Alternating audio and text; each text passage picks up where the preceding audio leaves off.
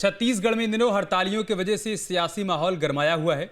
24 दिसंबर से जारी डीएड अभ्यर्थियों की हड़ताल को 40 दिन हो गए हैं, लेकिन अभी तक उनकी मांगों पर कोई भी सुनवाई नहीं हो पाई है, जिसके चलते डीएड अभ्यर्थी लगातार प्रदर्शन करने को मजबूर हैं।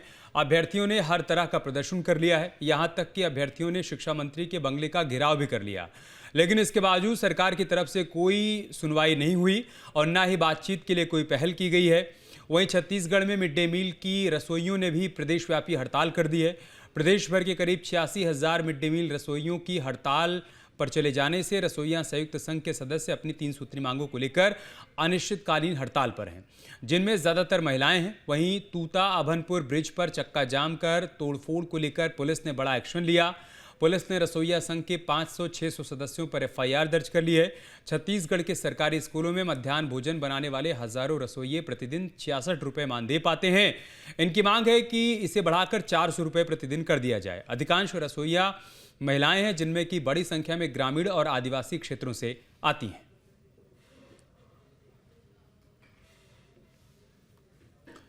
और रायपुर से हमारे सहयोगी अंकुश हमारे साथ जुड़ चुके हैं। अंकुश, आज एक और दिन बढ़ गया, 40वां दिन हो गया हड़ताल को, लेकिन कोई सुनवाई हो नहीं रही है। क्या स्थिति, क्या अपडेट ग्राउंड जीरो से?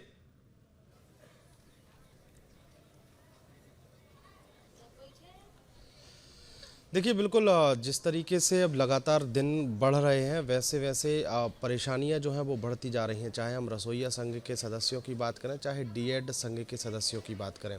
डीएड अभ्यर्थी हैं और 40 दिन इनको हड़ताल को इनकी अनशन को हो गए हैं। 40 दिन में दर्जन भर से ज़्यादा डीएड अभ्यर्थियों की तबीयत बिगड़ी, उनको हॉस्पिटल में भर्ती कराना पड़ा है, फिर भी वो लोग डटे हुए हैं। वहीं रसोइयों की अगर बात करें तो वो भी उनका महीने भर से ज़्यादा का समय बीत गया है, हड़ताल कर रहे हैं, कलेक्टर दर की मांग कर रहे हैं, लेकिन अब तक इनके पास कोई भी इनकी बात सुनने के लिए नहीं पहुंचा है।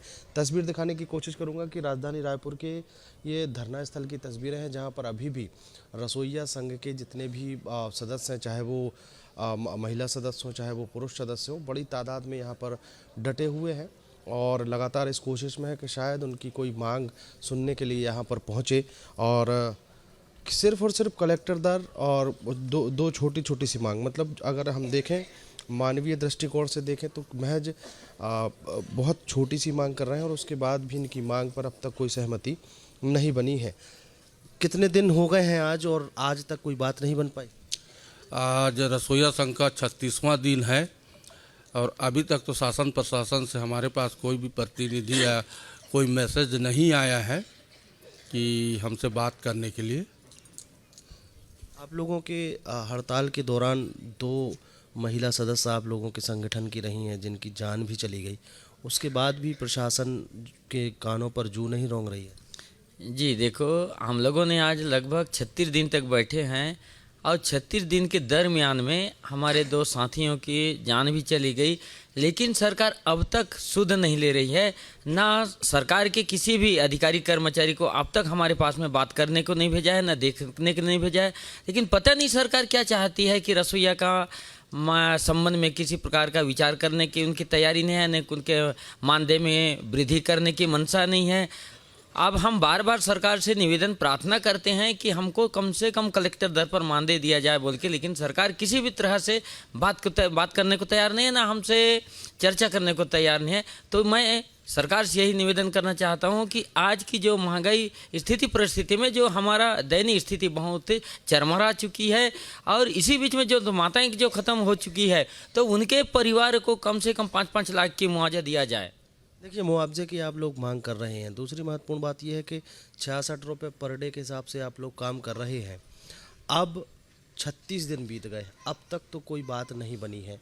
क्या लगता है, हौसला तो नहीं कम पड़ रहा है? हट तो नहीं जाएंगे हड़ताल से?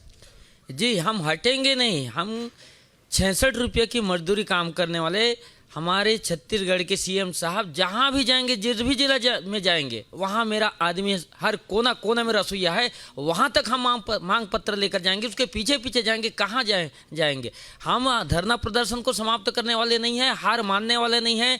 हमारे अभी भी पूर्वोक्त आदमी ने बताया और मैं भी बता रहा हूँ कि 31 साल के बाद अभी हमारे रसोइया जाग चुके हैं, अपने अधिकार को पहचान चुके हैं। ये अंतिम लड़ाई लड़ने जा रहे हैं, आर पार की लड़ाई। अभी देखो, 2 माताएं हमारे हमारे साथियों की मौत हो चुकी है, और भी जान जा सकती है, लेकिन हम अपने अधिकार की लड़ाई को छोड़कर बीच रास्ते में छोड़कर हम भागने वाला कायर भगोड़ा नहीं है। देखिए, बीच रास्ते में छोड़कर भागने वाले कायर भगोड़ा नहीं है, ये स्पष्ट तौर पर कहा जा रहा है। दो महिला साथियों की, इनके जो रसोइया संघ है उनकी डेथ हो चुकी है। 36 दिन बीत जाने के बाद भी अब तक कोई बात नहीं बनी है, लेकिन अब जब सवाल किया गया तो हट तो नहीं जाएंगे धरना से या हड़ताल से, तो उसमें कहा गया है कि आर पार की लड़ाई है। तस्वीर देखिए कि किस तरीके से यहाँ पर ये चेहरे हैं, इसी बात का इंतज़ार कर रहे हैं कि काश कोई आए, काश कोई इनकी बात सुने और काश इनकी मांगों पर सहमति बने, ताकि ये अपनी हड़ताल ख़त्म करें और प्रदेश के कोने कोने से जब यहाँ पर इकट्ठे हुए हैं तो यहाँ से इनकी मांग पूरे होने के बाद सब लोग अंकुश, अपनी घर पहुँच सकें। सत्ता पक्ष एक मान लीजिए तस्वीर हठ है धर्मिता धरना दिखा स्थल की, रहा है दूसरी और तस्वीर कोई की अगर भी बात करें मंत्री या फिर कोई संतरी यहाँ पर नहीं पहुंच रहा है बात करने के लिए, क्या विपक्ष के लोग भी नहीं पहुंचे क्या इनको समर्थन देने के लिए, फिर इनकी आवाज़ को बुलंद करने के लिए? कम से कम विपक्ष के लोगों का समर्थन मिल जाए तो शायद इनकी आवाज़ और ज़्यादा मुखरता के साथ सरकार के पास पहुंच पाए।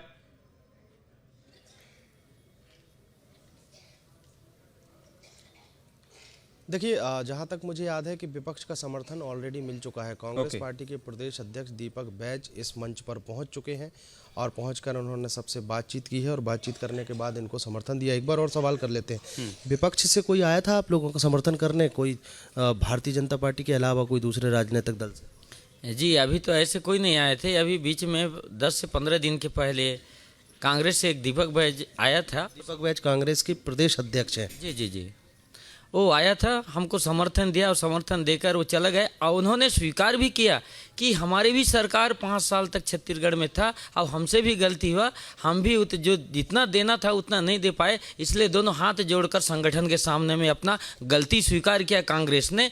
तो हम चाहते हैं कि छत्तीसगढ़ की हमारे बीजेपी सरकार को कि ऐसा गलती ना करें, समय रहते हुए रसोइया को संतुष्ट रूप से उसका मानदेय में वृद्धि करे और रसोइया को, उनके परिवार को संतुष्ट।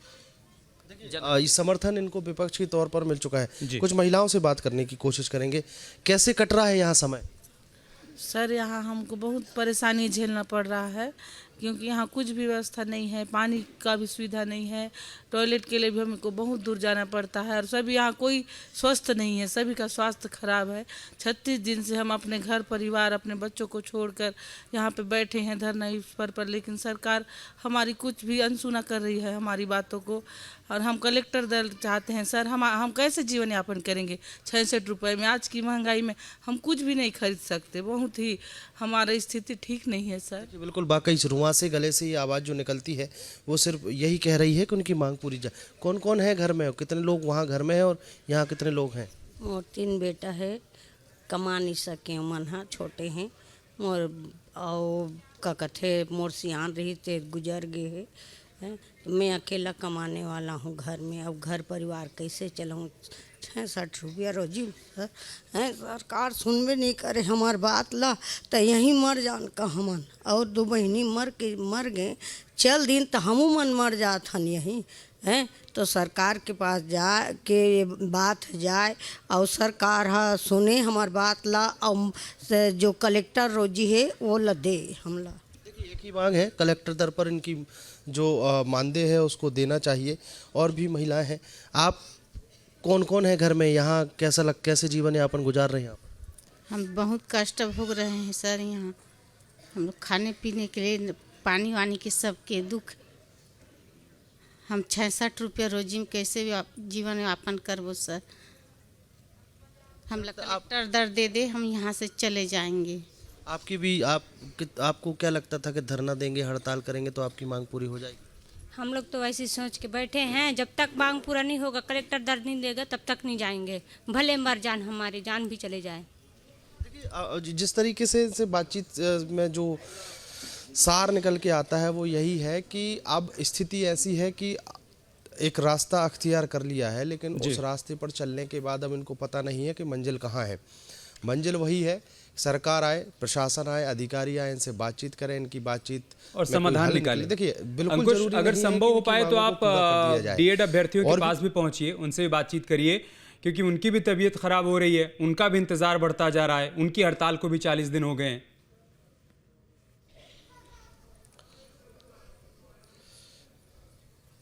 देखिए बिल्कुल मैं वही तस्वीर दिखाने की कोशिश कर रहा हूँ कि ये धरना स्थल है और इस धरने स्थल पर कितनी दयनीय स्थिति है। ये स्थिति अमूमन उस दौरान होती है जब चुनाव का टाइम होता है। चुनाव में 2-3 महीने का समय बचा होता है। उस दौरान जो लोग परेशान हैं, सरकारी मांग कर रहे हैं, वो यहाँ धरना देते हैं। लेकिन अभी चुनाव को 3 साल हैं और 3 सालों के पहले ही इस तरीके के धरना प्रदर्शन का दौर शुरू हो गया। अभी दूसरी तस्वीर देखिए, यहाँ पर सहायक शिक्षक के रिक्त 2300 पदों पर अपनी नियुक्ति की मांग कर रही हैं। डीएड अभ्यर्थी हैं और लगातार डीएड अभ्यर्थियों की जो हड़ताल है, जो अनशन है, उससे ये तस्वीरें निकल के आई हैं कि बहुत सारे लोगों की तबीयत बिगड़ी है, उनको हॉस्पिटलाइज्ड करना पड़ा है। फिर भी अभी तक ये लोग अड़े हुए हैं, डटे हुए हैं। 40 दिन हो गए हैं, क्या लग रहा है, बात बनेगी? देखिए सर, मैं माननीय शिक्षा मंत्री के बयान से अभी कुछ दिन पहले और आज भी 1-2 दिन पहले बयान दिया गया है कि नए भर्ती हम करेंगे, ये करेंगे, वो करेंगे। आज मैं उनसे पूछना चाहूँगा सर, जो हमारे साथी है जिनका जो 45 साल एज पार हो गया है, वो कहाँ से लड़ाई लड़ेंगे? साथ ही साथ वो ये बोल रहे हैं कि अनुभवी लोग हैं, तैयारी कर लेंगे, एग्ज़ाम फाइट कर लेंगे करके। तो अनुभवी होने से कुछ नहीं होता है सर, यहाँ पे पढ़ाई करनी पड़ती है, मेहनत करनी पड़ती है। हम लोग 3 साल से मेहनत किए हैं सर, मेरिट में नंबर लेके आए हैं, उसके बावजूद हमारे लिए नियुक्ति का कोई भी रास्ता खोल नहीं रहे हैं। और साथ ही साथ उस दिन बात भी हुई है, उसमें स्पष्ट रूप से चर्चा किया गया है कि आपके लिए रास्ता देखेंगे, सोच रहे हैं, विचार कर रहे हैं करके। और साथ ही साथ बोलते हैं कि माननीय मुख्यमंत्री जी से मुलाकात कीजिए मेरे से, और अन्य मंत्रियों से आप मुलाकात कीजिए करके। तो हमारा जो विभाग है सर शिक्षा मंत्री का है। शिक्षा मंत्री अगर कहीं हमारी नियुक्ति के बात पर अड़ जाएंगे तो हमें नियुक्ति क्यों नहीं मिलेगी? मैं वही पूछना चाहता हूँ, हमारे बहुत सारे साथी जो हैं उनका एज पार हो गया है, अब वो कैसे एग्ज़ाम फाइट करेंगे सर, कैसे नौकरी मिलेगा उनको? ये काफ़ी महत्वपूर्ण बात हो रही है। डीएड अभ्यर्थी हैं, सरकार ने ही कहा था कि अगर आप डीएड करिए, अगर आप डीएड करेंगे या जो छोटे बच्चों की जो शिक्षा देने की जो पद्धति है, उसमें डीएड करने वाले ही शिक्षकों की आवश्यकता है। और जब डीएड करके जब ये आ गए तो इनको नियुक्ति नहीं मिल रही। ख़ास बात यह है कि सरकार ने खुद माना है कि 2300 सहायक शिक्षकों के पद रिक्त हैं, उसके बाद भी अब तक नियुक्ति को लेकर ये लोग इंतज़ार कर रहे हैं। क्या लग रहा है? अभी तो कहा जा रहा था कि कैबिनेट में आप लोगों का फैसला आएगा, 2 कैबिनेट निकल चुकी हैं, अगली कैबिनेट से कोई उम्मीद है? जी सर, हमको पूरी उम्मीद है। 4 तारीख को कैबिनेट होने वाला है, उसमें सरकार संवेदनशीलता दिखाते हुए हम लोगों के पक्ष में निर्णय लेने की मांग कर रहे हैं। विष्णुदेव साय और शिक्षा मंत्री से यही उम्मीद है। हम उन्हीं के बच्चे हैं, छत्तीसगढ़ के ही बच्चे हैं, हमारे पक्ष में निर्णय लेंगे करके उम्मीद है, और कुछ नहीं सर। देखिए अमित, ये 40 दिन हो गए हड़ताल को और 40 दिन बीत जाने के बाद भी अब तक हौसला नहीं टूटा है। शरीर कमज़ोर पड़ रहा है, तबीयत खराब हो रही है, हॉस्पिटल में भर्ती हो रहे हैं, लेकिन हौसला अभी भी कायम है और सकारात्मक हौसला। मतलब अभी भी सरकार की कोई खिलाफत नहीं है। अभी भी कह रहे हैं कि 4 तारीख को अगली कैबिनेट होने वाली है, उस कैबिनेट में हमारे पक्ष में फैसला आएगा, ये उम्मीद है। मतलब अभी भी भरोसा है कि इनको भले ही 40 दिन बीत गए हैं, लेकिन अब भी उनकी बात सुनी जाएगी। और भी लोग हैं, उनसे बात करने की कोशिश करेंगे। 40 दिन कैसे कटे यहाँ? बहुत तकलीफ में कट रहा है सर, बहुत सर्दी है, जुकाम है।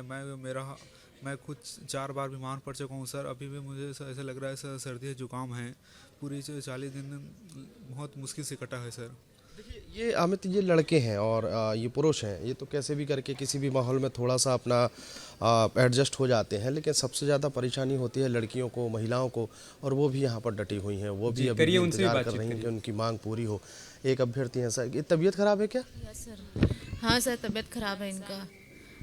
देखिए एक अभ्यर्थी है जो लेटा हुआ है, हालत ख़राब है, तबीयत ख़राब होने के बाद भी कंबल ओढ़ा हुआ है और कंबल ओढ़ने के बाद भी हाथों के सामने तख्ती रखी हुई है और उसमें अभी भी लिखा है कि अभी करो, अर्जेंट करो, डीएड की नियुक्ति तुरंत करो। अभी भी ये उम्मीद है और अभी भी ये तबीयत खराब होने के बाद अपनी मांग पर एक बात बिल्कुल समझ में नहीं आ रही है। बहुत सारी इनके चेहरे की पीड़ा हमें दिखाई पड़ रही है, आपको दिखाई पड़ रही है, इनकी वेदना, इनकी तकलीफ, इनकी परेशानी हम सब लोग देख पा रहे हैं। जिनको देखना है वो क्यों नहीं देख पा रहे हैं? उन्होंने आंखें बंद क्यों कर रखी हैं, या फिर उन्होंने मुंह फेर क्यों रखा है, या फिर वो संवेदनहीन हो गए हैं, या फिर उन्होंने इनको विपक्ष का आदमी मान लिया है कि सारे लोग विपक्ष के लोग हैं, इनसे बातचीत ही नहीं करनी है, ये बैठे रहें धरने पर, हमें कुछ नहीं करना है। ये रवैया क्यों अंकुश?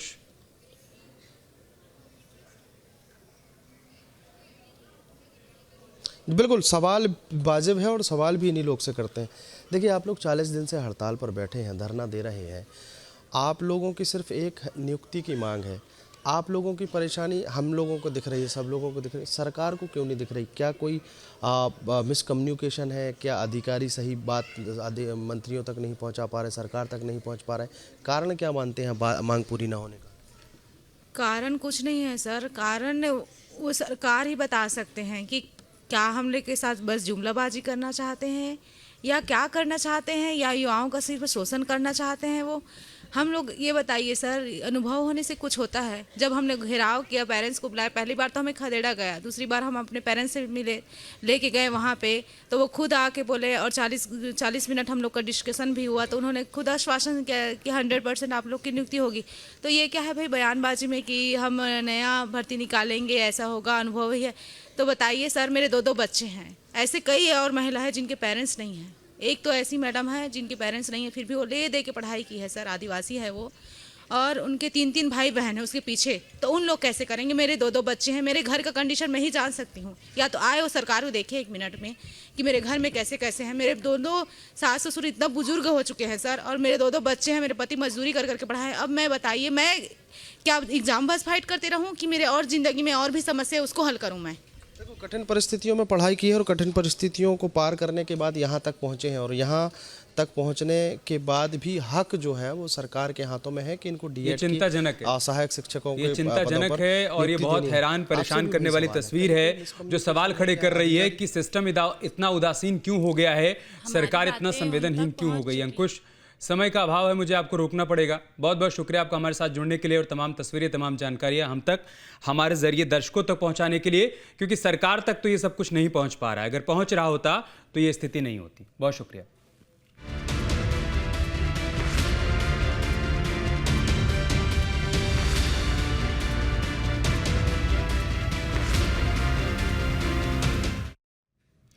और एक बड़ी खबर बैतूल से है, जहां पर गाय से अप्राकृतिक कृत्य पर लोगों का गुस्सा फूट पड़ा है।